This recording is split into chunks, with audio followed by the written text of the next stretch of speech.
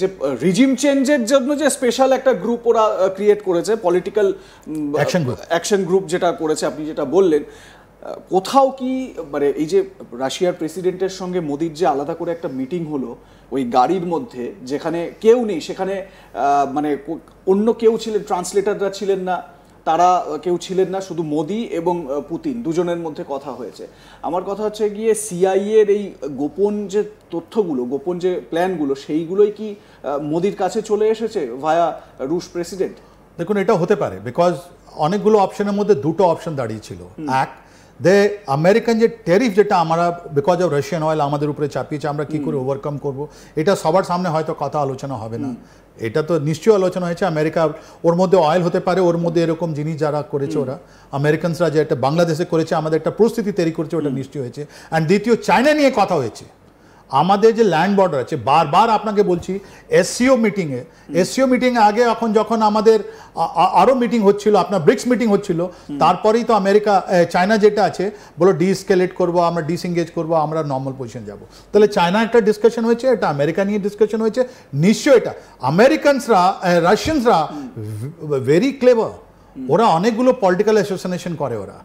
আপনি যদি সুব্রমণ্যম স্বামী, যেটা উনি আমাদের মেম্বার অফ পার্লামেন্ট, ওনার যদি স্টেটমেন্টগুলো পড়েন, উনি প্রাইম মিনিস্টার ইন্দিরা গান্ধীকে বলেছিলেন যে সঞ্জয় গান্ধী মারার পেছনে রাশিয়ান হাত আছে। এইটা আমাদের সুব্রমণ্যম স্বামী বলেছেন। তারপর প্রাইম মিনিস্টার ইন্দিরা গান্ধী বলেছেন so what, now he is dead, উনি মরে পড়েছেন, আমি কিছু করবো না। তো ওই যে গাড়িতে কি কথা হচ্ছে, কিভাবে এরা পলিটিক্যাল জিনিসটা নিজে, এটা Russian intelligence very strong intelligence. ওদের মধ্যে দুজনের মধ্যে একদিন 1 মিনিট নয়, 5 মিনিট নয়, এটা আনপ্রিপেয়ার্ড মিটিং, এটা 45 মিটিং, এটা নিশ্চয়ই আপনার বাইলেটারাল মিটিং নয় যার মধ্যে রাশিয়ান ইন্ডিয়ার কথা হবে। এটা পাবলিকলিও কথা হতে পারতো, রাইট? এটা নিশ্চয়ই একটা অনেক গুরুত্বপূর্ণ জিনিস আছে। এটা এরা দুজনের মধ্যে যদি কেউ না বলতে পারে, তাহলে উনি বলছেন না আমি আলাস্কাতে কি হয়েছে আমি বলেছি, আর ইনি বলছে আমার তো ইনি তো প্রাইম মিনিস্টার আমাদের মোদি কিছু বলেনি। নিশ্চয়ই এই কথাগুলো হচ্ছে। আর এর মধ্যে আছে বাংলাদেশ, আর এর মধ্যে আছে Chinese interest in your Myanmar. কেন যে চায়না যে এনার্জি করিডোর যেটা আছে, ওই এনার্জি করিডোরটা ধ্বংস করা হবে, নাহলে একটা প্রোটেক্ট করা হবে। তাই জন্য আপনার আরাকান আর্মি দরকার, ওর মধ্যে চীন দরকার। তাই জন্য আপনি একটা চীন করিডোরের কথা বলছেন। আরও একটা গুজব ছড়িয়েছিল যে 2জন ফরেনার যেটা আছে একটা হোটেল থেকে ঝাঁপ দিয়ে দিয়েছে আপনার মিজোরামে, ওটা একটা গুজব ছিল, রাইট? তো একটা গুজবের একটা দৌড় চলছে। আমাদের প্রাইম মিনিস্টার 13 সেপ্টেম্বরে আপনার মণিপুরে যাবেন এখন, তাহলে অনেকগুলো জিনিসটা ডাস্ট সেটেল হয়ে যাবে, রাইট? ওই যে চীন গ্রুপ, কুকি গ্রুপ আর জো গ্রুপের যেটা একটা বলা হয়েছিল একটা ক্রিশ্চিয়ান করিডোর হবে, ওটা সব গুজব ছিল, ওটা শেষ হবে। আর তারপর বাংলাদেশ, আমি শিওর ও আমাদেরকে যতগুলো স্কানি দিচ্ছে, এই স্কানি ওনাকে জবাব তো দেবো। আর ওই জবাবটা আমরা দেবো না, বিকজ আমরা কারো ইন্টারভিউতে আমরা ইন্টারফেয়ার করি না, পলিটিক্যাল জিনিসটা একদমই ইন্টারফেয়ার করবো না। ওদের মধ্যে যে পলিটিক্যাল, ওদের মধ্যে যা একটা ফল্ট লাইন ডেভেলপ হচ্ছে, যার মধ্যে আপনার ইউনুস সাহাব আর ওনাদের আর্মি চিফ, আর তারপরে third is a political group, যার মধ্যে অনেকগুলো বড় গ্রুপ আছে, 70 to 80% পাবলিক আছে ওর মধ্যে। এদের মধ্যে একটা ঝেং লাগলে এর মধ্যে কে বাঁচবে কে থাকবে এটা আমরা জানি না। এটা বিকজ 15 আগস্ট 1975 যেভাবে বঙ্গবন্ধুকে মারা হলো, তারপর যেভাবে জিয়াউর রহমানকে যেরকম নিউট্রালাইজ করা হলো, আমরা কিছু বলতে পারছি না ওখানে কি হবে। তার মানে কি হলো, একটা ডিমান্ড উঠেছে যদি ফেব্রুয়ারি মাসে যদি আপনি ইলেকশন করান, যদি উইথ ব্র্যাকেট অন 3 মাস আগে এনাকে রিজাইন করতে হবে। আবার একটা কেয়ারটেকার গভর্নমেন্ট আসবে appointed by the president of Bangladesh. এনার পজিশনটা কি হবে বলুন তো? বিকজ যদি আপনি ওই সেম কেয়ারটেকার গভর্নমেন্ট 1 বছরের জন্য নেই, ওই 3 মাসের জন্য যেটা নতুন কেয়ারটেকার গভর্নমেন্ট আসবে, ওর মধ্যে ইউনুস সাহেব আর ওনার যে পার্টি আছে আবার চলে যাবে। আর ওই পার্টি যে কেয়ারটেকার গভর্নমেন্ট যে কম্পোজিশন আমরা জানি না ওটা কি কম্পোজিশন হবে, ওরা এখন ডিসাইড করবে কি ইলেকশন কিভাবে করানো হয়, ইলেকটোরাল রোল কি হবে, কারা ওখানে আর্মি ওখানে কোথায় থাকবে, তারপরে আপনারা নিষিদ্ধ কোন পার্টি থাকবে না। আপনি মনে রাখবেন পলিটিক্যাল পার্টি যে থার্ড গ্রুপ আছে ওর মধ্যে এই 3 জন ছাড়া কমিউনিস্ট গ্রুপ অনেকগুলো গ্রুপ আছে ওখানে, অনেকগুলো। আপনি ভুলে যাবেন না ওখানে আমাদের টাইগার সিদ্দিকির গ্রুপ আছে, ওরা সবাই কিছু না কিছু এরিয়া অফ ইনফ্লুয়েন্স আছে।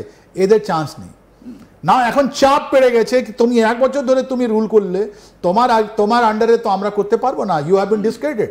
হঠাৎ আপনি দেখবেন ইন্ডিয়াতে একটা জিনিস হচ্ছে, Hindu group so called Hindu group, ওদের মধ্যে জামাত ইনফিল্ট্রেট করে আওয়ামী লীগ আগেস্টে ওরা একটা ক্যাম্পেইন চালাচ্ছে কি কলকাতা বসে এরা করছে, আওয়ামী লীগ ওখানে আছে, ও ওখানে আছে, ওদেরকে তাড়াও। আরে তোমার ক্ষমতা থাকলে তুমি আমেরিকা বা ইংল্যান্ডে যারা আওয়ামী লীগ সাপোর্ট আছে ওদের কথা বলো না, তুমি দুবাইয়ের কথা বলো, ওরা বলতে পারবে না। কেন যে ওরা চাইছিল যে অ্যান্টি ইন্ডিয়া একটা সেন্টিমেন্ট ওরা কন্টিনিউ রাখুক, কিন্তু বাংলাদেশের মানুষ বুঝতে পেরেছে কি ইন্ডিয়া কোনো রকমে বাংলাদেশের সঙ্গে কোনো রিলেশন চায় না। আমরা চাই আপনারা আমি ঠিক এই জায়গাতেই আসবো। ভারতের তরফ থেকে অবস্থান স্পষ্ট, ভারত পরিষ্কার বলেছে, বিদেশ মন্ত্রকের তরফ থেকে বারবার প্রেস কনফারেন্সে বলা হয়েছে যে বাংলাদেশে একটা স্টেবল গভর্নমেন্ট যখন আসবে, নির্বাচিত গভর্নমেন্ট যখন আসবে, আমরা তখন বাইলেটারাল সম্পর্ক নিয়ে ভাবতে পারি, ঠিক যেরকম শেখ হাসিনা ওয়াজেদের সময় ভারতের সঙ্গে সম্পর্ক ছিল।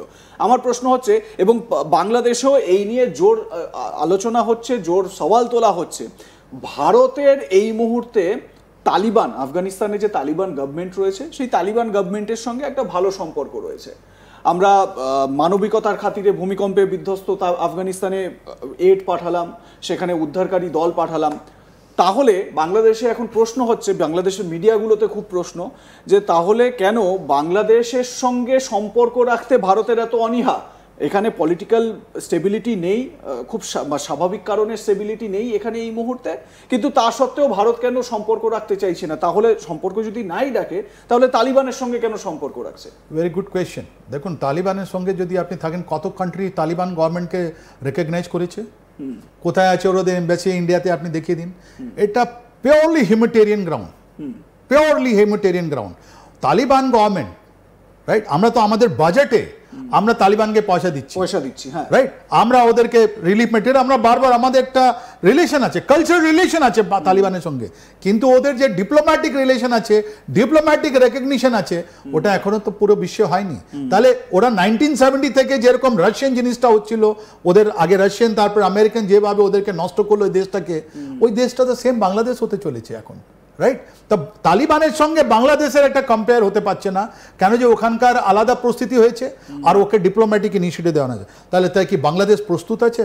না, আপনি দেখুন একটা জিনিস কি হচ্ছে, দুটো জিনিস হচ্ছে। আপনি যখন বললেন ওয়ার্ল্ড অপিনিয়ন কোথায় আছে, এই যে চায়না, একটা গ্রুপ আছে যারা চায়না প্রস্ত, মানে চায়নার সঙ্গে, যার মানে জামাত ইসলাম যেটা আছে, ওরা চায়নার সঙ্গে আছে।